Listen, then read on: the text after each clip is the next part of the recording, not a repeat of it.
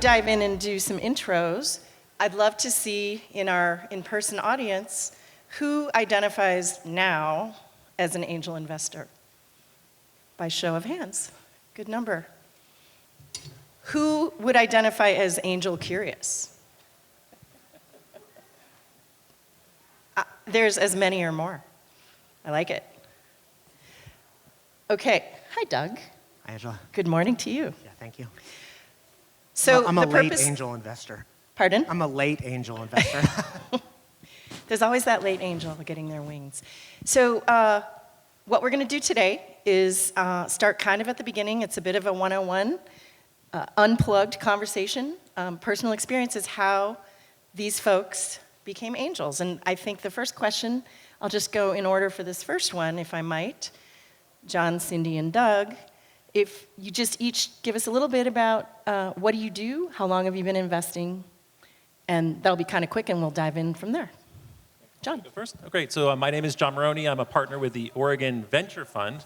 I'm part of this today because prior to that I was an entrepreneur and an angel investor. I raised $1.5 million from angel investors the hard way, and then did about 18 angel investments before joining the Oregon Venture Fund and doing more there. Hi, I'm Cyndi DeSoto. Am I on? Let's swap mics. Hi. Oh, there I am. Hi, I'm Cyndi DeSoto, and I'm actually a little teeny tiny baby investor. So this is my second year of investing in the BVC fund, and I actually never thought I could be an investor, honestly, to tell you the truth. I had this idea that investors were these multi-gajillionaires who had built some amazing company and sold it for undisclosed volumes.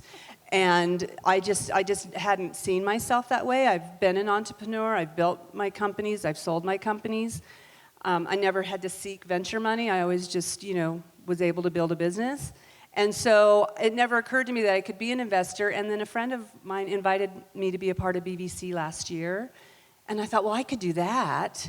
And so I have learned so much, you guys. These are wicked smart people that are in that room. So for me, I am a fly on the wall and came back for our second year to invest again. And I'm going to do it every year from now on. Hi, my name is Doug Layman. I am an exited entrepreneur twice, and I kind of liken my journey to angel investing. It's like being an amateur, right? So these people that run funds and stuff, they're like professional athletes. People, VCs, they want their autographs, all kinds of stuff. I'm the guy that you kind of want me to be on your volleyball team, right? I invest between $50,000 and $5 million in things that I like.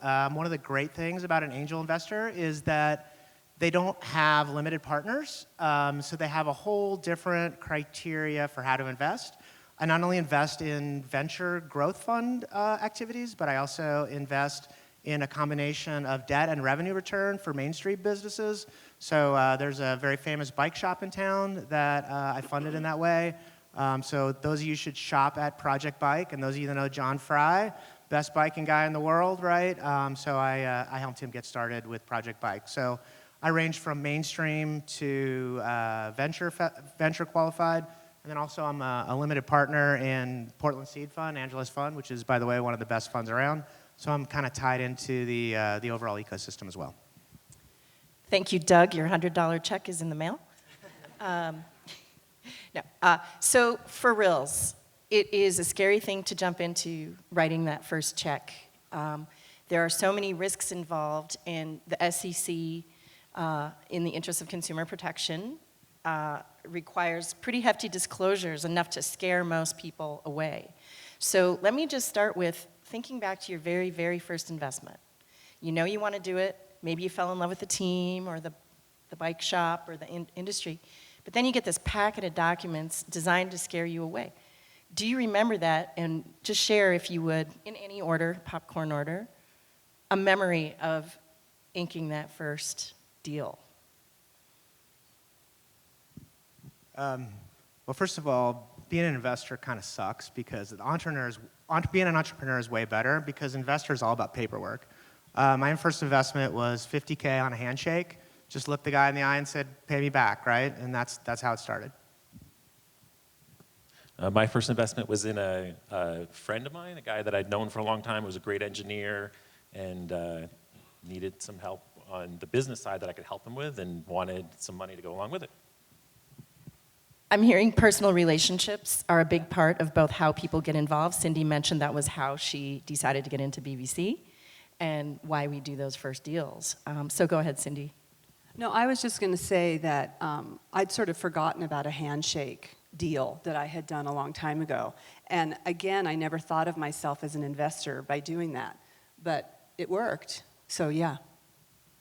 Did yours work, Doug? Yeah, I got paid back $50,000. Very good. And John, did your first deal work? It did. It was like a 15x return, actually. All right. For the record, Good friend. My first deal was not a home run. And honestly, I think we need to talk about that. We have a phrase in investing called born on third, think you hit a triple. You really have to do at least 25 deals to access the statistic, to get the performance of the asset class. And if you win on the first one, you're going to probably be really disappointed on 2 through 10, maybe 2 through 15. And so it's great to be lucky the first time, but I've met a number of investors who pull out after deal 2 doesn't go as well as deal 1. So let's talk about grit and gut to stay through the process. I'm sure we have had one that didn't go as well as that first one. Anyone want to talk about that? 2 through 10? 2 through 10, yes, I lost all my money on all of them in 2 through 10. Say more about that, John. Though they were not based on people that I'd known necessarily, I made decisions more like things I got into that I didn't really know about, and I really got to the point where I saw, the value of joining BVC or joining a group that I can get that expertise from others, and that helped with 11 onwards. Doug, any war stories?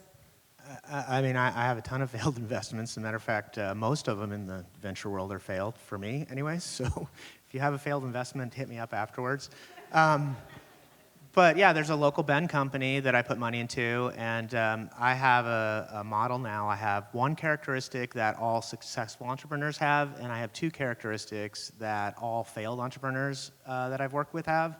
And I'd be happy to talk about those if you're interested. So. Yeah, let's get to that. I do want to do that. I also want to find out, how did you learn? And I think I'd love to start with Cyndi, if she could go through some of the processes with BVC, what they have to have new investors learn how to invest. Yeah, it's been, well, first of all, it's a whole new language for me. You know, convertibles, safes, 15% discount, I didn't even know what any of those things meant. So I've been learning the language, and as I learn the language more, I understand the deals better. So the other thing for me that's been really helpful is doing due diligence. Last year, I did due diligence on 3 of the 5 growth companies that were here. This time, I got to do diligence on 2 of the 5 growth companies that you'll see today. And that's really helpful to be able to get under the hood and ask some questions. And then there's a team of people that have different backgrounds and insights that we're able to, I was like, I never thought about that.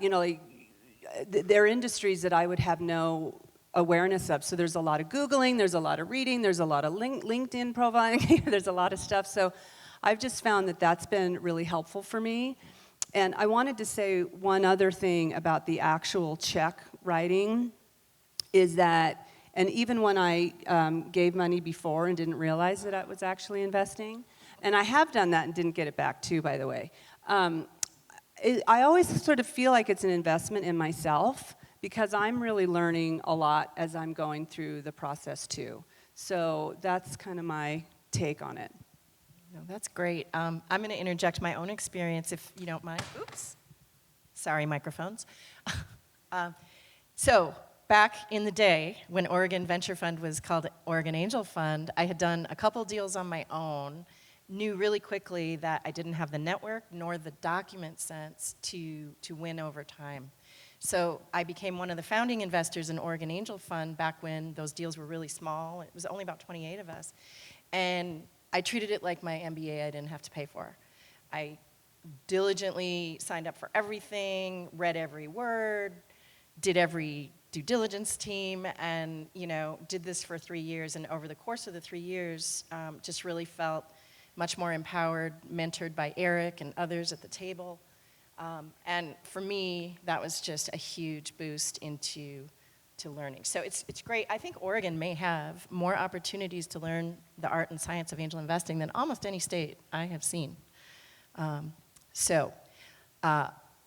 Go ahead. I was just going to say, yeah, I think that's the power of BVC and things that we're doing, what you're doing, is it is that bringing together people who have all of this expertise in different areas, and some of that's industry expertise, some of it's how to do deals, and you can triangulate on something that way. That's what I realized I didn't know, and why I lost on 2 to 10.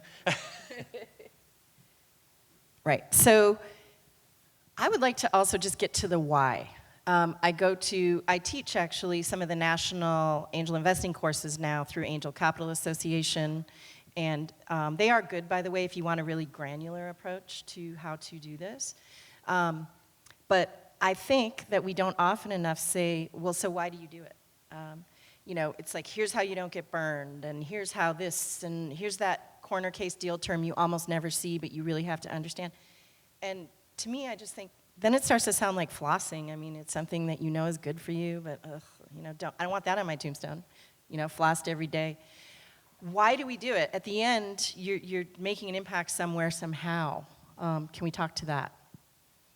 Sure. So I did not have an upbringing that had a lot of money associated with it, and so my path to self-confidence and financial security was being an entrepreneur. And so the reason that I like to angel invest is the people, right? I like to give an entrepreneur an opportunity to truly change their lives, and that's the motivation for me. Thank you for that. I just am really inspired by people's hopes and dreams. I mean, there's some clever people out there doing some really interesting work, and I used to come here just to. The BVC is always on my birthday. By the way, happy birthday to me. And so I've been coming for the last several years. It was my birthday present to myself because it's just inspiring to be in the room and hear what people are doing. So for me, it's just about being able to give back a bit on the other side. And for me, it was local. I hate sending my money, stockbrokers, to New York City because I know it's all fixed and they're taking a little bit off the top. I would much rather have it invested locally in local companies, and I love driving around town and showing my daughters, yeah, this is the companies that we're involved in, and at this point they're like, yeah, Dad, we know. You've mentioned it a few times. And I'll add to that. I grew up in a serial entrepreneur family. The dinner table was like a boardroom. I didn't realize it at the time, but the conversation was always about how the lives in the company were being changed. And I knew who was going to private college because they could afford to through the stock options they got. I knew who was buying a second home. And we felt family pride about creating wealth. That is still like a core DNA driver for me. On top of it, just my personality, I have a talent scout personality, and I'm always the happiest when I'm like scouting talent. And the earlier the better, looking at preschools now. Just kidding. But that joy, and I'll explain a joy that happened in the ecosystem. One of the 3 companies that did an IPO this year was Energy Storage Systems. Wonderful Oregon story. I see David here from Virtue Labs, Onami, Portland State Business Accelerator, all making this company deal with the issues of building a deep science tech company. I was at the time, in addition to doing Portland Seed Fund, at the accelerator, and I could see how much potential it had and how much Craig and Julia worked their butts off. I might have turned my back on that first prototype battery in the parking lot.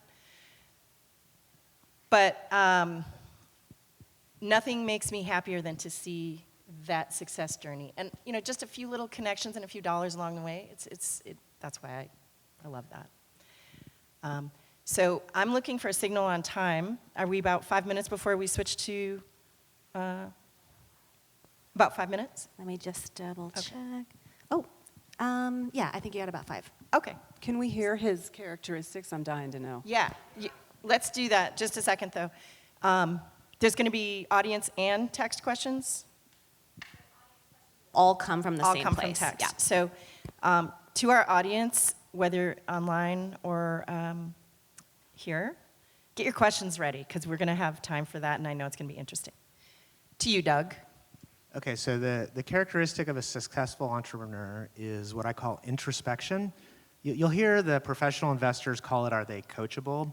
But it's one level beyond that. It's, can this person that wants to start this business understand their own strengths and weaknesses and understand how they're going to have to build their team and what pieces of the puzzle they're going to need to put together to do a successful team. Every successful investment that I've had has had a founder and a leader that has that characteristic. The two reasons that business fails is ego and greed.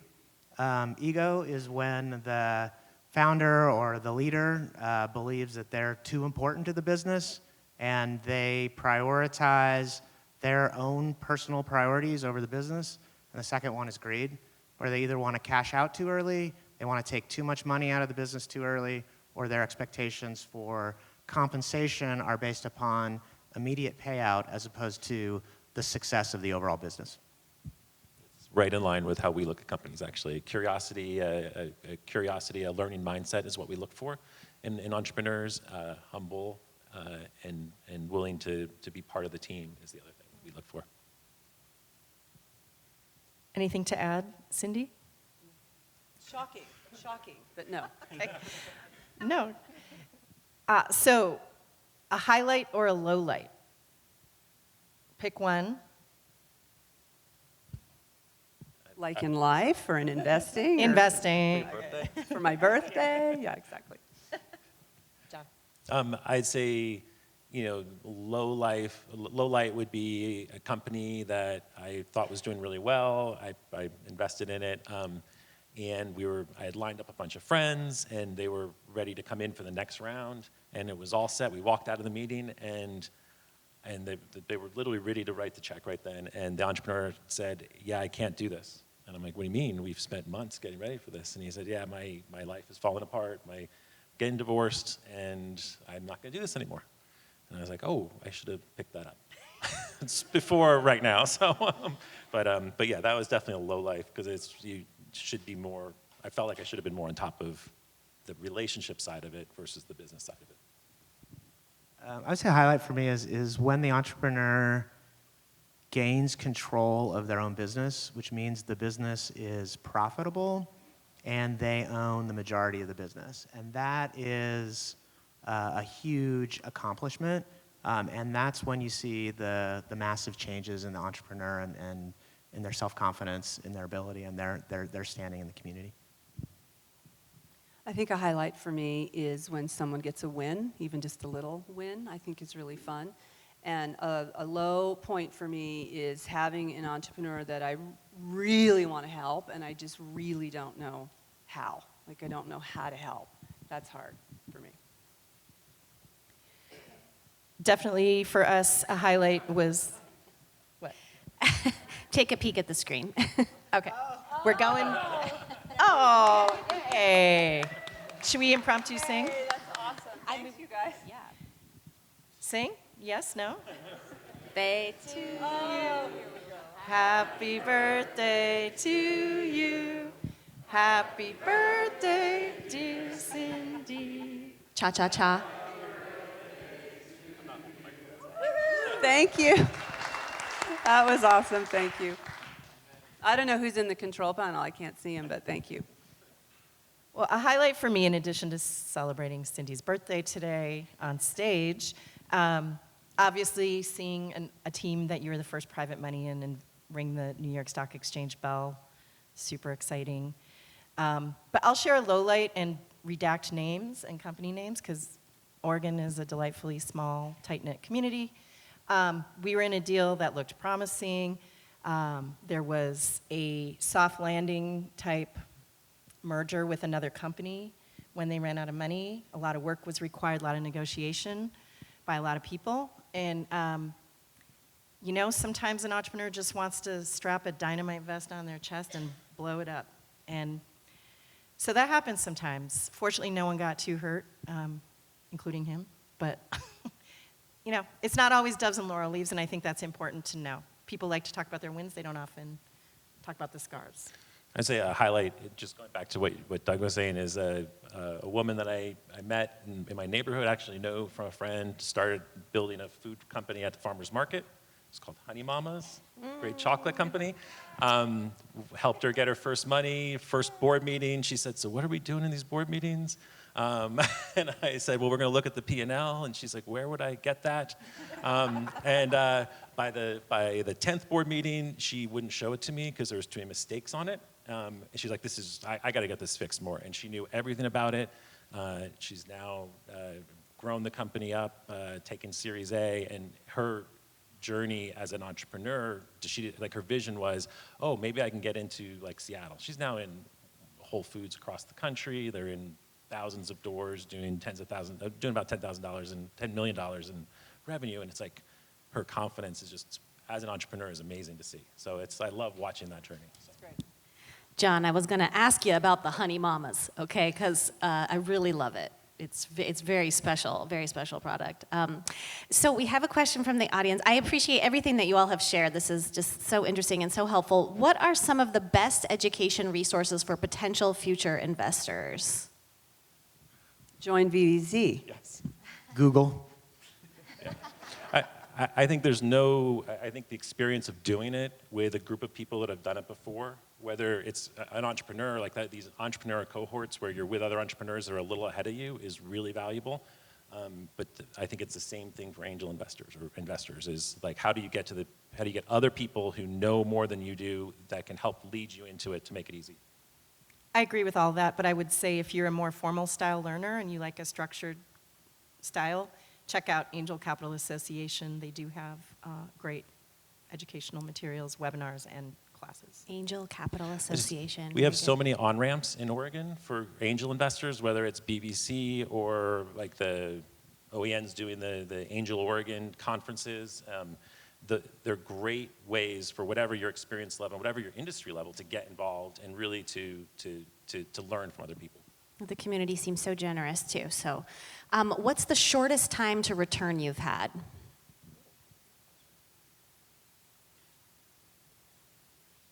Not usually very short.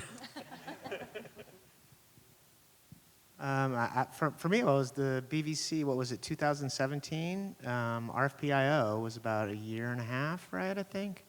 That was a pretty quick return, and it was a good return.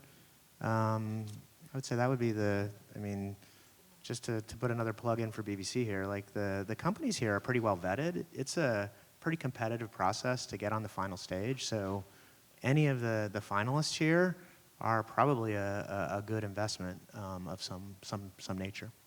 I think that's it's probably the same as a year and a half to the fastest one, but most angel investments are going to be long-term things. You need to know that it's going to be 5 to 8 years before you're in a position to get any liquidity. So, and just to give you an idea, I'm 13 years in a social investment called Maya Mountain Cacao by an amazing entrepreneur named Emily Stone. And her business model was to go to Guatemala and Nicaragua and help the indigenous people actually dry the cacao so that they could sell it. It's what they make chocolate out of, as fair trade organic chocolate. So instead of getting I think it was like $100 a ton, they would be getting like $1,000 a ton for these local communities. And that's still going, and it's 13 years later, right? And I own 2.6% of the company now. So I don't know if I'll ever exit on that, but probably infinity is the longest return. Our shortest would have been Sightbox, which was acquired by J&J in, I want to say, I'm not going to try to say the year. We were in that about 2.5 years, and it was a double-digit return. Again, not something you see every day. That was not a case where it was bought from the company's revenue, which takes longer to build.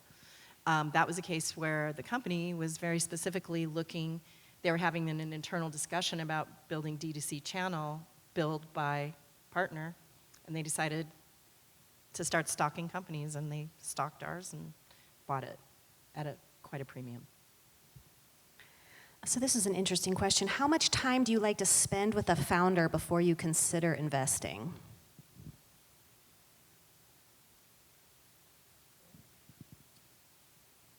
I was just going to say that I don't know, the due diligence process seems to go on for a few weeks every day, literally a lot of intense time for a few weeks, and it never feels like quite enough. So I don't know if you guys have a different view.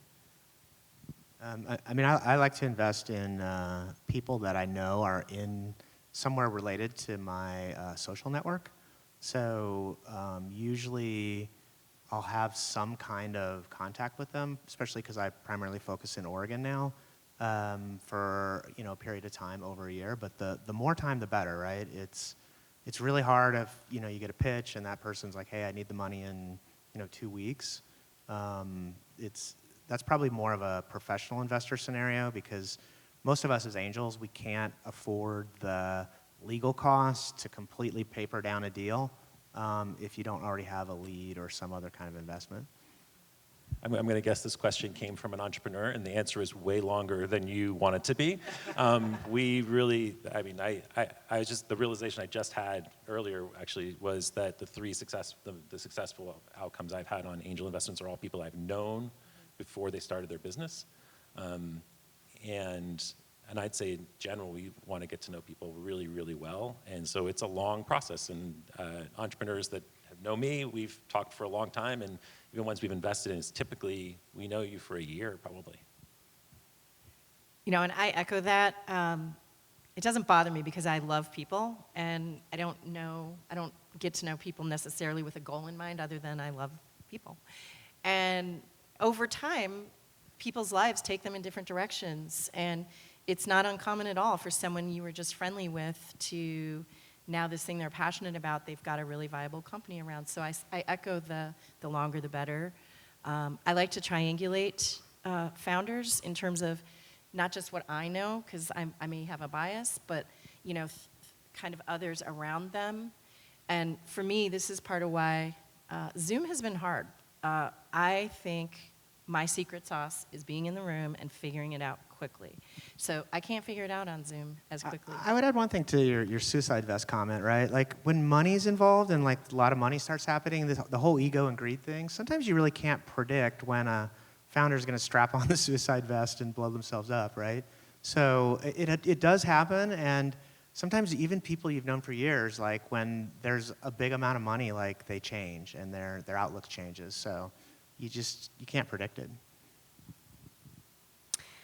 How do you balance, this is great, how do you balance the personal relationship with the entrepreneur and the business of the deal? How do you navigate that? That's complicated waters, huh? Yes. The people that, I guess, and I think about like the Honey Mamas, Christy from Honey Mamas, I got to know her and got to be friends with her in the process of doing the investment, and now we're good friends. I'm good friends still with all the people. Some of them we went through some hard times getting there, but we're all still really good friends now. It's hard, and there's times when you have to decide, okay, which is more important to me, the investment or my responsibilities to the company or my responsibilities to my friend. Usually there's a pass-through, but it's hard and takes time. I just have this thought that has been a rule of thumb for me, is that the essence of any organization is really rooted in the essence of its founder. And so I think any of the hiccups that come along, can be, I guess I don't see them as separate. I guess I see that the essence of the whole thing is rooted in the same ideas and values. And so being able to work from that place, I think there's always an opportunity for resolution.